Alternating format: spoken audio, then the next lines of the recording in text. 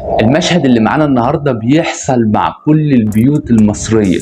اي بيت مصري بيحصل فيه مشكله مثلا في النت او مشكله في التليفون واتصل على خدمه العملاء، فانا جمعت لكم الحوار والكلمات اللي بتدور ما بين الشخص اللي عنده مشكله وما بين خدمه العملاء، والمشهد ان شاء الله يعجبكم ويكون جميل ومختلف.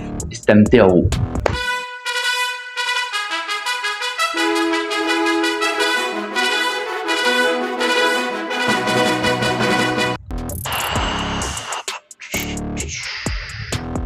يا عم انا تليفوني فاصل شبكه من امبارح، رنيت على خدمه العملاء 4 مرات وبرضه مفيش فايده.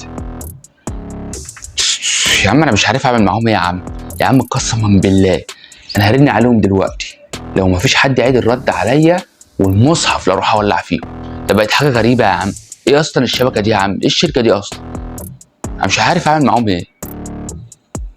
هات يا عم التليفون.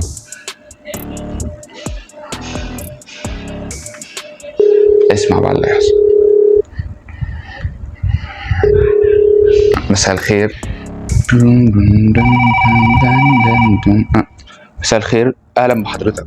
معاك شركة خدمة العملاء، اسم حضرتك كريم؟ نعم. لا بس انا اسمي عبد الرحمن. مع حضرتك. تمام يا استاذ كريم، ممكن حضرتك تقول لي رقم الكارت الانتمائي بتاع حضرتك؟ نعم. انا بتصل عشان الشبكة مش شغالة.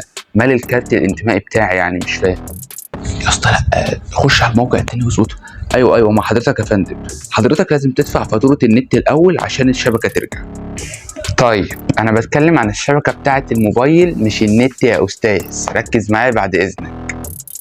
محمد اسكت، البتاع التاني خلي بالك من. يبقى حضرتك كده محتاج تتصل بالرقم التاني. سلام. انا هتوش علينا دماغنا العالم دي يعني. طب الرقم التاني. شفت يا عم؟ شفت شو ام الزفت التاني بتاعهم ده؟ شركة اعوذ بالله منها. ده الرقم التاني اللي معايا. استنى شوف يا اخويا اخرتها معاك. ايوه مساء الخير. بقول لك يا سامية، وراك حاجة بالليل ولا فاضية؟ النهارده ايه؟ النهارده ليلتنا فوق. استنى عشان في حد بيرن. الو. ايوه يا باشا، معاك خدمة العملاء. ايه ده؟ مين اللي بيتكلم ده؟ ايه الصوت ده؟ ايوه يا باشا، انا الشبكة عندي مش شغالة. طب وانا مالي يا استاذ؟ انا هنا عشان لو حد عايز يشحن كارت شحن بس، ماليش دعوة بالليلة دي يا باشا. عبيط ولا؟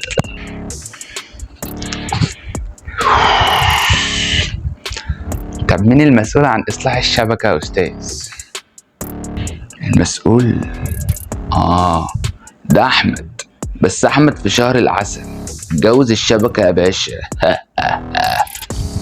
ما ناقصة يا عم الشغل ده.